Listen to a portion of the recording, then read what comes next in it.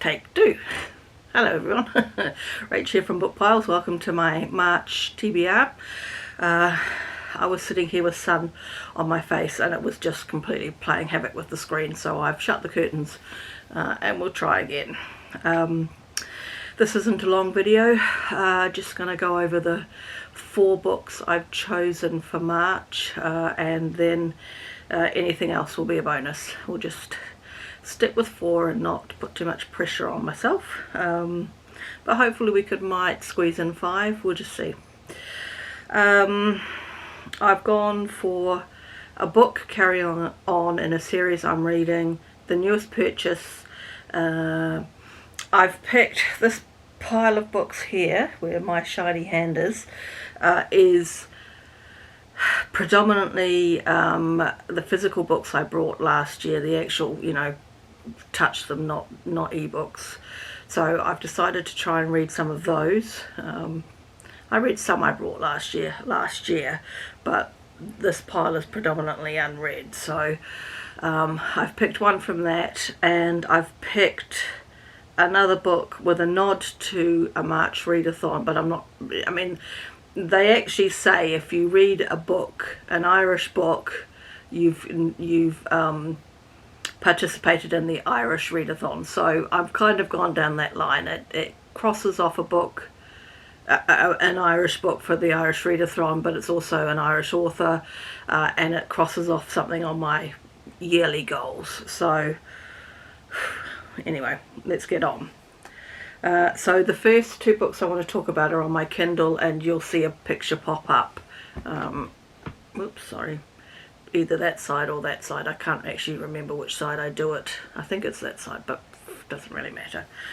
So the first one is The Virtuoso by Grace Burrows, and that is the 3rd book in the Wyndham series. It's a historical romance, and I read book 1 in December and book 2 in January, and this is, I think it's Valentine.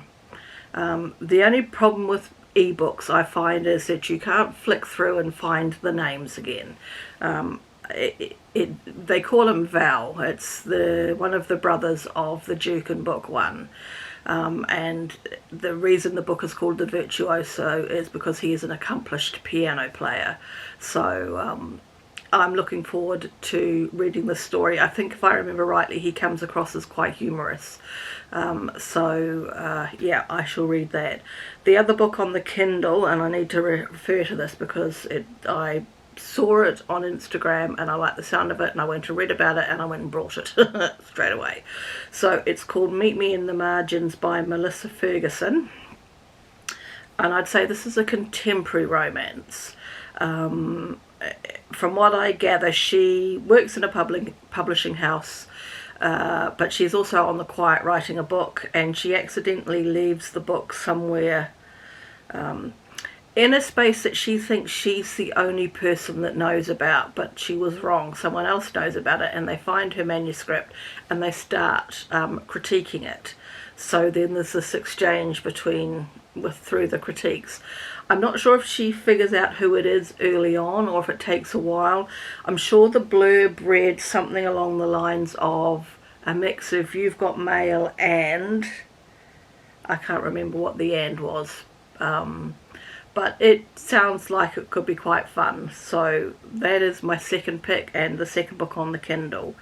Then my physical books. So the book that will be a nod to the Irish readathon, even though it probably doesn't hit any prompts. I just decided I'm not going to get into any readathons at the moment. I'll probably wait for the first historical romance one, which I haven't heard anything about, so I'm not sure. I need to delve a little bit deeper. I don't know if I've missed one in February or whatever. Sidetrack. So it's just a nod. Read an Irish book by either a book set in Ireland or by an Irish author, and this one hits both of those. And it is The Girl on the Cliff by Lucinda Riley. And it also hits for me reading some of Lucinda Riley's backlist. Now, If you don't know, she wrote a fantastic series called The Seven Sisters, which was initially, it's all these books that you can see here, the orange and the blue and the white and the darker ones, they're all the Seven Sisters. She initially was going to be writing a 7-book series, and there was just too much for 7 books. There is an 8th book which is coming out in May of 23, sadly. And sadly, Lucinda herself passed away in the middle of last year.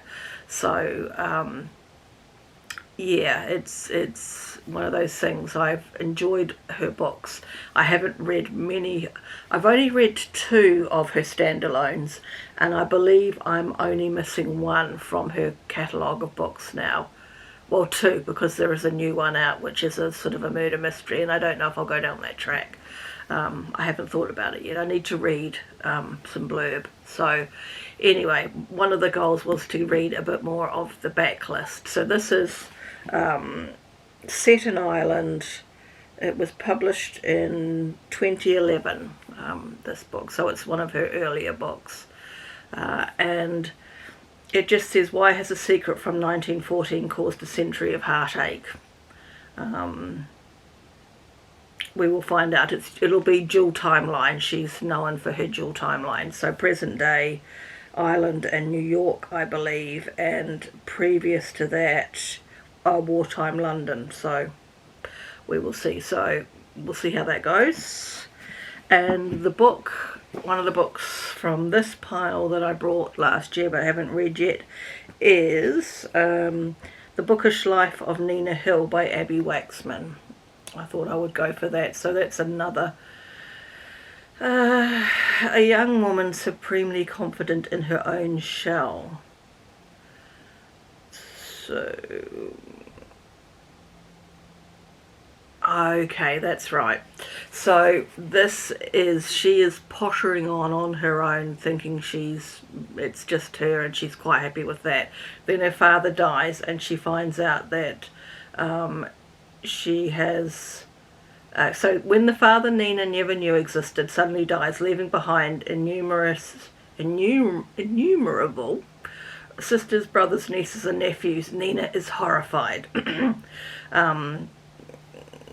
There, bit more blurb, and then she's got, Nina considers her options: completely change her name and appearance, in brackets too drastic plus she likes her hair, flee to a deserted island, in brackets hard pass, see coffee, hide in a corner in her apartment and rock back and forth, already doing it. So I think hopefully there's a bit of humour in this. I'm not sure where it is set. I think it's an American book.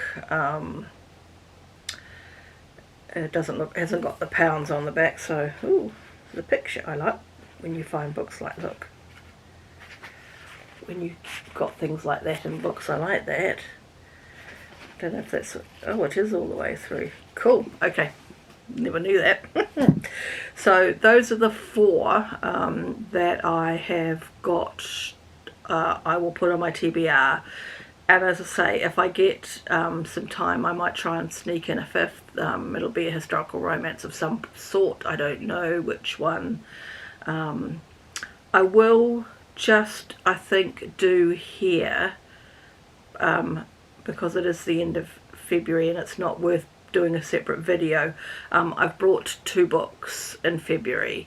So I brought, and they're both on the Kindle. One of them is the Meet Me in the Margins book, and the other is the, and I've thrown my Kindle away, excuse me for a moment.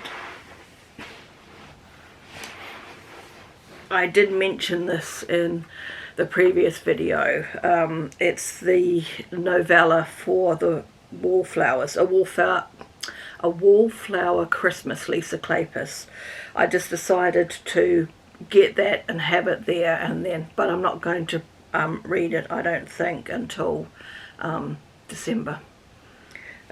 So those are the only 2, so I'll insert a photo of that one as I'm warbling along. So that is my plans. Let's hope I can achieve them.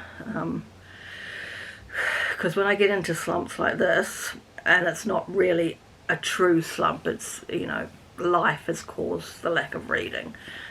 but it can sometimes blow up in my face and I end up not reading for a whole year, so let's hope that doesn't happen. Anyway, I will catch you again in another video soon. I have a couple of videos that I had planned to do in January. I think I will certainly do one of them.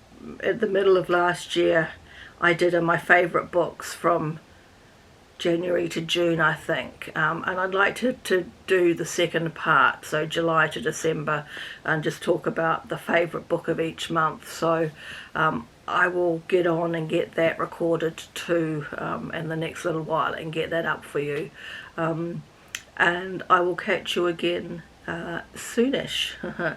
Thanks everyone, bye for now.